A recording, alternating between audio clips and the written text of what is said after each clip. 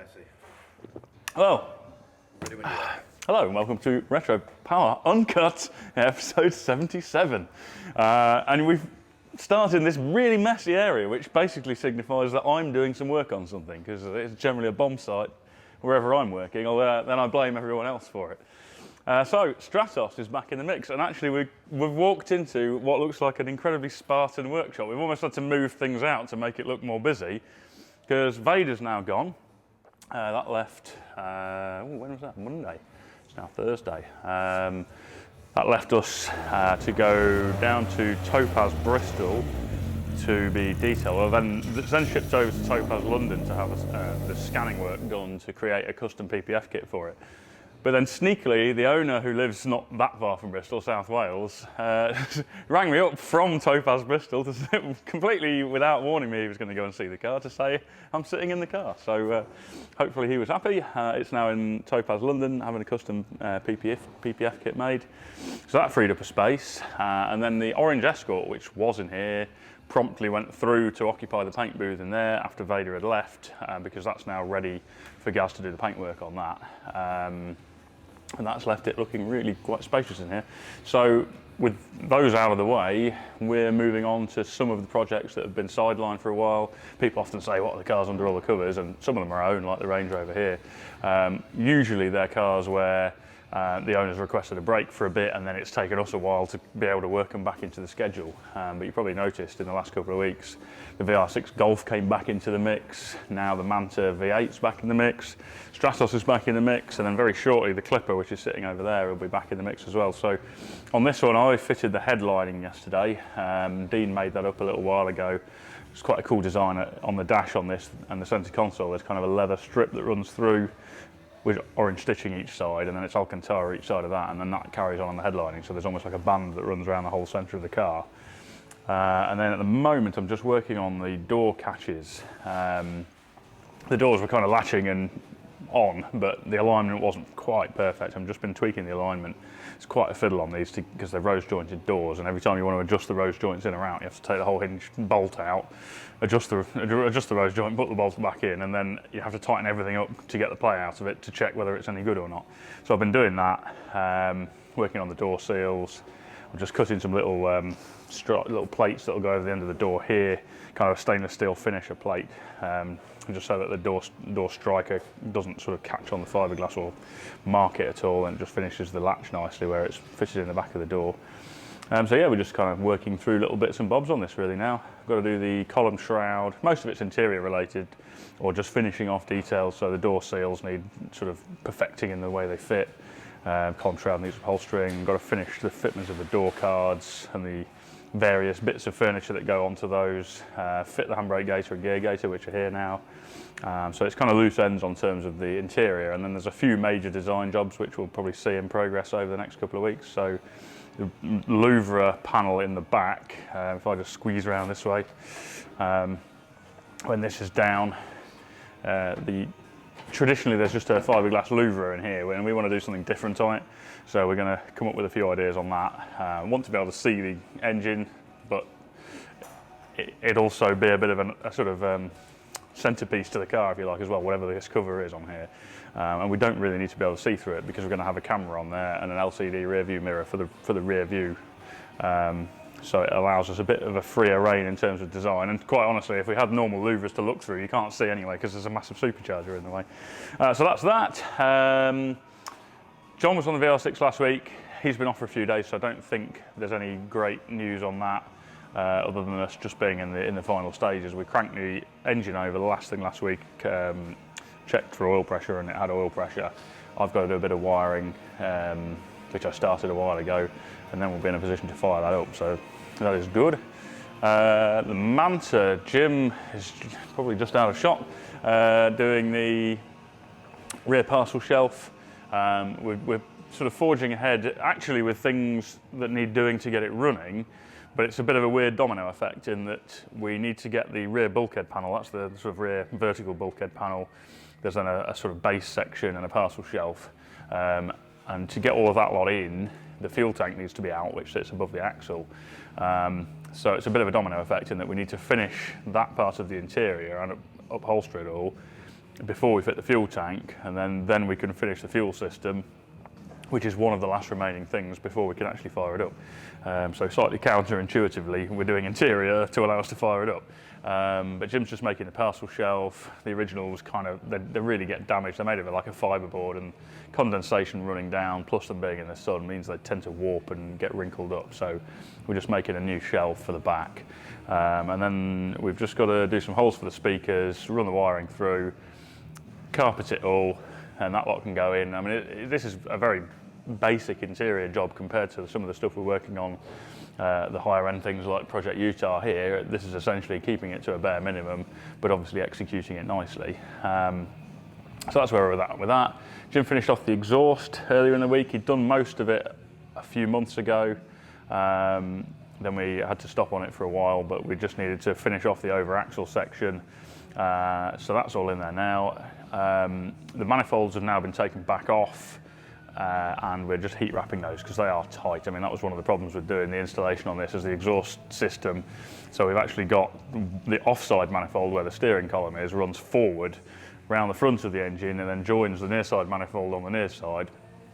That manifold kind of comes forward and back, and they both loop together down the near side of the car, join into one kind of just at the transmission tunnel area, and then run as a single system for the rest of it. But because it's so tight on everything around the engine bay, Adam's just in the process of heat wrapping that now, just to try and minimise the heat around where it's tight into everything.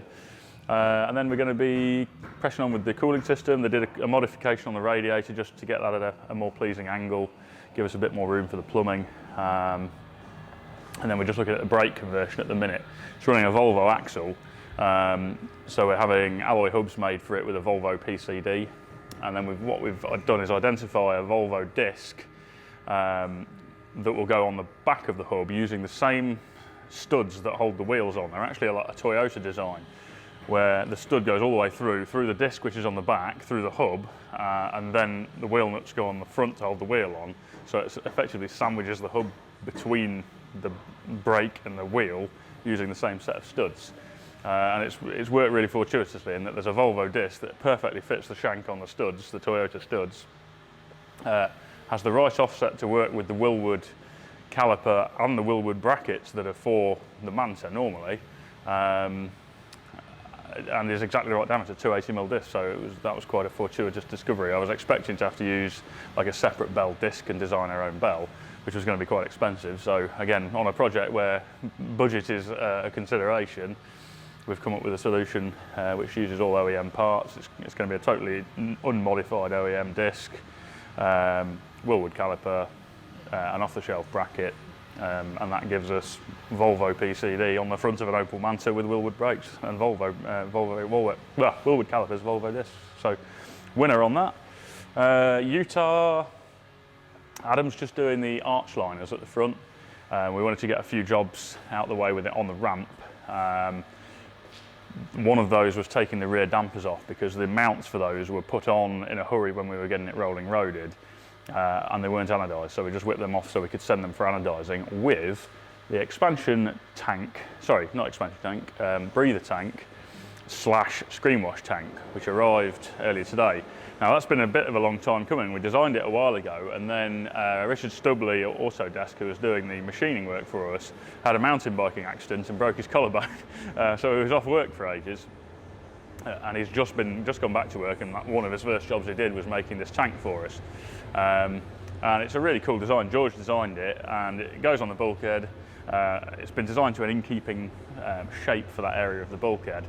And then we've done little recesses in it with dome head nuts that are going to go in there, which mimic the fasteners we've used on the cam covers and on the brake fluid reservoir. And then most of those fasteners just attach the front cover of that tank onto the main body of the tank, but 4 of them actually go all the way through and hold the tank to the bulkhead, so there's no visible fasteners holding the tank to the bulkhead. Although, well, I say no visible, they're visible, but they don't look like that's the job they're doing. They look like they're just holding the cover on. And then if you take the cover off the tank, inside there's 2 chambers. One's got 2 banjo fittings going to it, which are the breathers from the 2 cam covers. It's then got a vented cap on the top and a drain in the bottom. There are O-ring grooves around both tanks, which actually seal the front cover onto the main body of the tank. And then on the bigger of the tanks is the screen wash tank. That's got a fill in the top. And when you open the bonnet, because of the action of the bonnet on this, it kind of comes forward and it reveals a gap at the back, which is the perfect gap to get to that cap really easily. And then there's a baffle that's been machined in to stop the screen wash slopping up into the cap, because although the cap's vented, they can let some fluid, if they're really submerged a lot, they tend to let some fluid spill through. So we've got a baffle in there to avoid that happening. And then there's an orifice in the sort of bottom right-hand corner of the tank, which actually houses the screen wash pump itself, but it's not submerged in the fluid. It's a separate area that's O-ringed off, but still covered by the front cover. And then there's a little barbed union out the back of the tank with a pipe on it that runs through a machine channel in the back of the tank to that pump, and then the outlet from the pump goes straight through the bulkhead of the car, actually under the area covered by the tank, so you can't see the screen wash plumbing anywhere. So I was really happy with that design. That's going for anodising along with those damper mounts. And then while we had it up on the ramp, we wanted to tick off a few other jobs. So we've connected up the reverse light switch on the gearbox. We're just looking at the speed sensor. So Adam's been making a bracket to mount the speed sensor, which picks up on the disc bell bolts for the speedo in the car. We're also changing the steering rack bushes. We noticed when we were doing some work on the steering that there's a lot of movement in the rack. And it had an aftermarket set of bushes on it, which just don't seem to be made to a very good standard. They seem slightly slack tolerance-wise, so there's a bit of movement in them. So we're trying a set of Super Pro bushes in it, which are kind of our go-to guys for decent quality poly bushes, which we're hoping will be fine. If they're not, we might machine some nylon ones, but I think they should be okay. And then, yeah, while it's up there, Adam Gibbons is just doing the arch liners at the back. So at the metalwork stage, we put holes in for riv nuts at the back of the wheel arch, and we're just using some HDPE sheet to make an arch liner, especially a splash shield that stops all the crap being kicked to the back of the wing area. And before he did that, he also put in the pipe that feeds air from the radiator intake, the grille intake, to the aircon unit, which runs underneath that wing. There's loads of really cool details that were incorporated on the metalwork on this, and if you want to know more about that, there's actually a series specifically about this model. So if you just search our playlist and look for the Project Utah playlist, you can watch a series just about this. But that was a cool detail in the metalwork, actually ducting the air for the aircon unit straight from the radiator grille. So that's where we're at on that. I'll mention XJC. That's actually been lurking in the background. As the owner said, like a shark lurking ominously in the background. Really cool looking car. I love this thing. It's just been awaiting me to do a change to the heater controls. It had like a rotary control to mimic the original, but with a sprung momentary operation to go hotter or colder. But it was a bit of a fragile switch. The original switches are kind of Bakelite and it shattered, so I've come up with a different solution. We've just got push buttons in it now, like a momentary push button, a red and a blue for colder or hotter. So that's done. That's actually going to go back to the owner in the next couple of days.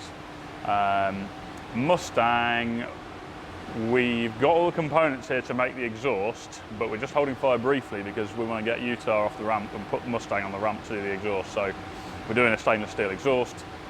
We planned what we needed, we've ordered all the tube, it's all here. We've got the boxes which we've had made, which are kind of offset, oval boxes with an offset pipe, so the pipe routing works nicely down the tunnel, but the box occupies the space that it's most convenient in. So we're about ready to do that.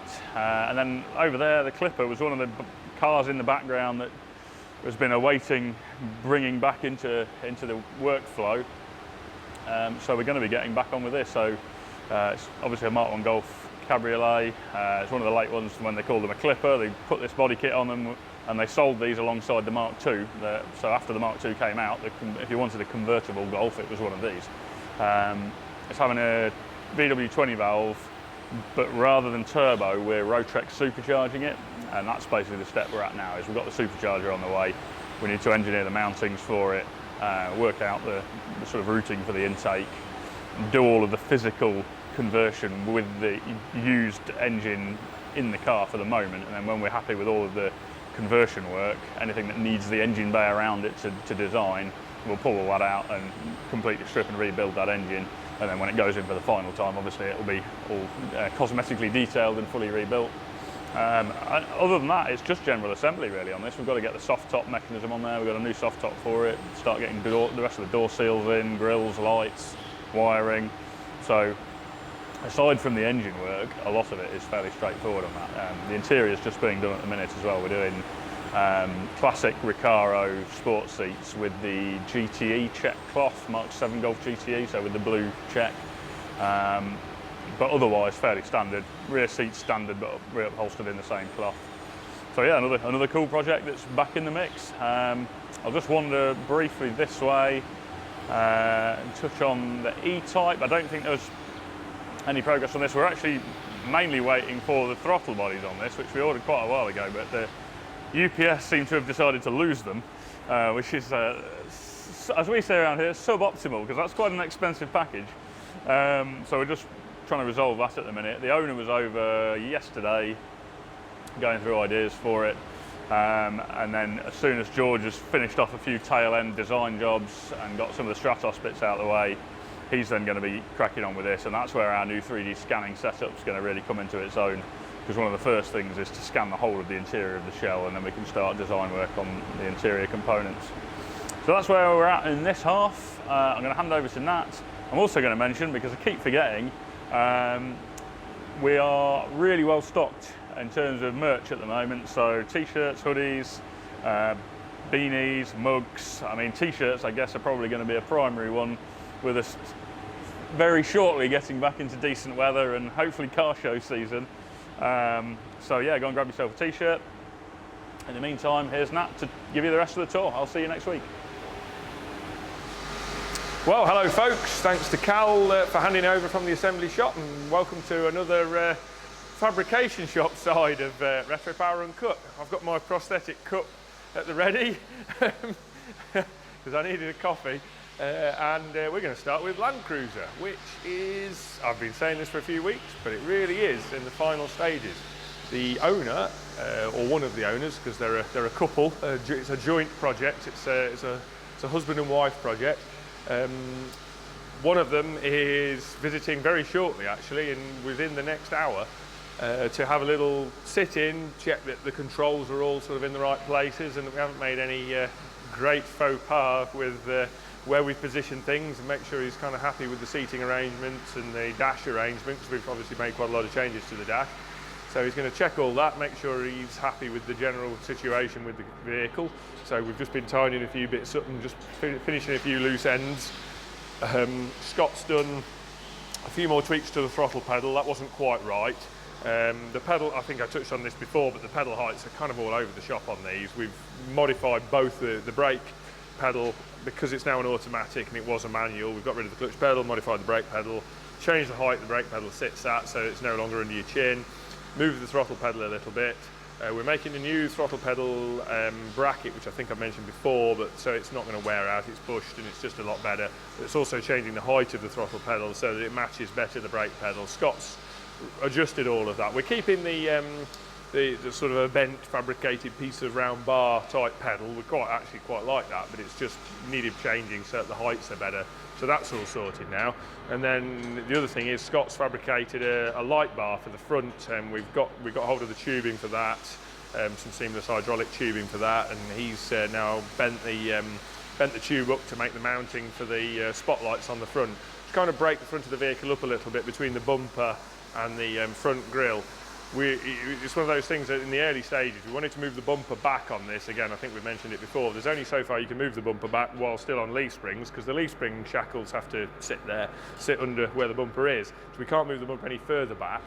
But to help or blend that step out to the bumper in a little bit, the spotlights had a handy way of breaking that up a bit and give you a bit more light. So he's made the bumper bar, the light mounting bar now. He's just bolting that on just as a mock-up. That will obviously be going for powder coat or paint at some point. I'm not sure whether we're painting that or powder coating it, probably powder coat. So that'll be done later on, but at the moment that's just going on so that the owner can get a visual idea of what's going on with that. I've been tying up a few loose ends suspension-wise, running gear-wise, again in terms of the brakes. And myself and Adam have just been going through some of the front end parts getting the bits ordered for the front axle rebuild and sorting out the final link in the chain of parts where I mean this is all 40 series this end, but obviously we're changing the knuckles. These knuckles have been changed to 60 series. There is one on the other end of the axle. The steering arms, when you change these to 60 series, the taper at this end of the 60 series arm on the other end of the axle is too big for the 40 series ball joints.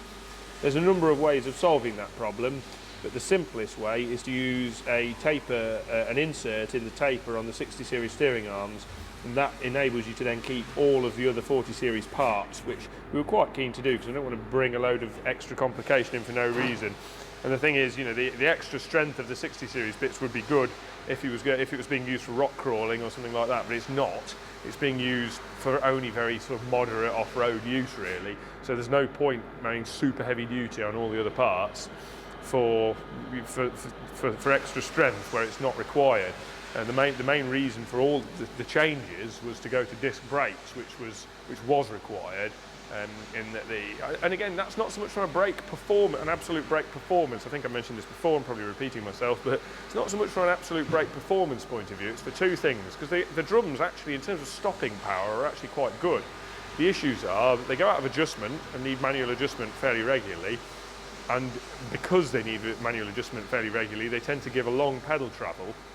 And they're a bit, you know, they're prone to more mechanical maladies than a disc brake system is. The disc brake system's just cleaner and nicer. You can leave it, walk away from it, come back to it, and everything works perfectly when you come back to it. It doesn't need fiddling with. It's sort of fit and forget until your pads wear out. So that's the main reason for going for discs rather than drums, not absolute stopping power. That's just to clear that one up. But yeah, I think at that point we're pretty much ready for a viewing on the vehicle, and then the next phase, short of a couple of other minor jobs, I've got 2 seatbelt anchorages to fit and some threaded bosses to add in a couple of places, and then at that point the body will be basically beginning of next week. The body's going to be coming off this, and the chassis will be got out of the way, and the main central tub of the body will be fitted on a rotisserie so we can spin it over and do all the underside work that's left to do. And that'll be the beginning of a bit of a switcheroo in here, because the other thing that's going to be happening is next week is another select jig will be arriving, hopefully sort of mid next week-ish. I should be getting another select jig in here because we're going to end up having 3 vehicles that need to be on jigs simultaneously, which is a first really. We've always managed with 2 before, but we've got a third one. Watch this space. I'm not going to say what it is yet, but there is a vehicle coming back that is off-site at the minute, which will be going on to one of them, and another vehicle coming in, another project starting, which will be going on to the other one. So I've got another select jig coming in. So it'll be quite a lot going on in here actually for the first time in a while. So there'll be lots to see next week. Moving on from all that, we'll have a little look at Churchill. I'll stay this side, I think, for the minute. I can gesticulate at suitable amounts of it from this side. Stu, fortunately, doesn't have a lot of hair, because if he did, he'd have pulled the remaining parts of it out. He started work on this side of the Mark II Jaguar, which uniquely, we were aware of some significant differences one side to the other on this car, and we've noted in the past that there are significant differences across the car on Mark II Jaguars. There are significant differences along the car, but there's very significant differences across the car on Mark II Jaguars. And Stu has been losing his marbles a bit about the heights of the body sides, basically, between the fixed points, i.e. the sill heights, which we haven't changed, and the roof height, which we have changed, but we've changed it equally, and we have moved that by a known amount, and that's all been recorded and checked. What we've noticed is that the door heights to the top point of the door to the sill are significantly different one side to the other on the car. They're actually nearly 3/4 of an inch different one side of the car to the other, and that's just how the car was when it came from Jaguar. So now we're trying to work out, Stu's been working through dealing with that dimensional difference between one side of the car and the other, and the most sympathetic way to deal with it, and that's what he's dealing with at the minute. He's getting there now, but it is not a problem that we would have foreseen early on, because we didn't actually check the heights of those bits, because one assumes they're reasonably symmetrical, but they're not. I mean, we did know, like for an example, the gap between the quarter panel and the inner frame at this point here on the car is, well, there's a gap, there's a clearance of sort of around 10 millimeters this side, and the other side of the car there's maybe 2 millimeters. You know, there's an 8 mil difference between the inner frame and the quarter panel one side to the other, things like that. The Morris Minor was broadly similar. You know, there was 8 and 10 mil differences between one side of the car and the other. In a few areas on that, so it doesn't come as a great surprise, but the height difference in the doors is quite shocking actually. It's that the actual original door pressings, the inner frames, are massively different one side of the car to the other, and it's not something we'd ever measured before, so we didn't really appreciate the problem until we ran into it. But we're dealing with that now. We're getting around that one and solving it as we go. In addition to that, Stu's obviously then been working on finishing the modifications to the quarter that side, finishing off the quarter into the roof and the rear window frame on that side of the car, and that's all looking pretty good now. And I'm going to tie in talking about the front part of the quarter panel that side. Obviously we've not tackled the rear half, where this dotted line here is the approximate split point, where, as you'll recall, I've warbled on about it before. The front half, and we're splitting the quarter lengthways, and we're splitting it in a number of places. We're splitting it under this trim strip here, so we remake the lower section separate to the upper section. We'll keep the upper section there. That doesn't need altering. We'll split at the bottom of that trim strip section, and we're actually going to put a spot welded joint in along behind that trim strip. So Stu can then make the top section there separate to the main section, and then the main section will be split in the centre as well to make it a little bit more manufacturable. With the problem with leaving a very narrow section in there is it's very difficult to wheel. You wheel it with the whole wheel arch in, but then you're wheeling an awful lot of panel that you're not actually going to use. It's much easier to split it in two and do the two halves there and there. And that's where we tie into this area and the scanning that was done on Utah that we covered last week. I meant to include this in the video last week and forgot. So last week you saw some scanning work being done on the rear 3/4 of Project Utah next door. And that was done for two reasons. One, to record the shape of that part of the car, so that if ever it's damaged in the future, we've got a record of what shape it was, because it took quite a long time to achieve it. It's best to record that shape really, and then we know then if it is ever damaged, it's possible to recreate it. But second to that is that although there are going to be a lot of differences on this car to Utah, that actual panel shape in that rear corner is actually going to be the same as on Utah. The way this area is filled in and the general shape of the rear 3/4 of the car is going to be the same. The lights are going to be different. There's a number of other areas that are not going to be the same, but the principal shape is going to be the same. So again, recording that enables us to generate some profiles in a more accurate fashion than just shaping pieces of cardboard to the rear 3/4 of Utah, or using the cardboard profiles and templates that we actually used when we made the car. Rather than doing that, we can actually scan it, and then we can CNC those profiles out, and it will enable us to do that a little bit more accurately. We can CNC router those and make a book, an egg crate book, as you'd call it, for the 2/4 panels, and it'll give Stu a bit more guidance to go to work from when he's shaping those areas. So that's why the two reasons that that scan was being done last week. That's what that was all about.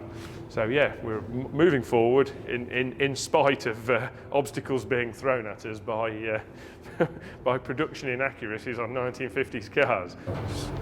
So yeah, we're making reasonable progress on that. So moving on from that, we've been doing various bits in terms of paintwork. I'm not going to show you in the booth because the lights are off now. It's not that exciting. The MK2 Escort is in there now, prepped and ready to paint.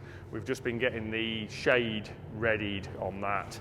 There's a final tweak being done on the paint shade on that. It's very, very difficult to match orange. Gaz is going to do a colour blend. It'll be base coat and lacquer. He's going to do a colour blend off the back and front of the doors both sides, but it's still very, very important to get that colour correct, and it is a very yellows and oranges are very, very awkward colours to match, so there's a bit of care being taken on getting that colour match right. So that's in there awaiting paint, and then in the prep zone, latter stages of the final primer flatting going on the Morris panels. So the doors there, Gaz has about finished that one by the looks of things. Steve's working on that one. Gaz is working on the door uppers by the looks of it and getting them ready for epoxy presumably on those. Yeah. Oh yeah, final fitment sections on making sure the door uppers fit and will bolt in, and all the final checks before we paint them and then find that we haven't got a hole somewhere or something critical like that. So yeah, final bits being done on that. Wings are all prepped, they're all wrapped on the inside. I can't remember if I mentioned that last time. I think we did actually. They were wrapped. We wrapped those last week? I can't remember now. Yeah, I think they were wrapped last week. The final prep's now been done on the outside, as I think I mentioned. Once we've sealed the backside of all the panels, usually with the Raptor coating, then we can wet block the outsides of them without causing corrosion on the insides. So that's what's happening now. The very final blocking up to, we do go, it's 800, is it? We go to on these. Yeah, I was going to double check in case something's changed. But yeah, we wet block to 800 grit on all these. Once all that's done, then they're all ready for paint. And in the meantime, the car's sat there masked up. Obviously, it's waiting for the booth now. The booth's got the Escort in. As soon as the Escort's out, that'll be going in for the inside paint, which I believe is going grey. Is that grey on the inside? Yeah, metallic grey on the inside of there. So that's going to be in the booth then as soon as the Escort's out for the paintwork on the inside of the shell there, the base and lacquer on the inside of the shell on the visible paint surfaces. Once that's done, then that'll be demasked, remasked over all the visible paint surfaces on the inside, and then that'll be in the booth, the final paint. So yeah, very, very close. I'm not going to say it'll be done for next week because I doubt it will, but it'll be very, very close, certainly the week after. So yeah, and that's about where we're at for this week. It's been a little bit bitty-bobby on this side of things on this week, but it'll be all change in the metal shop for next week. So we shall see you then.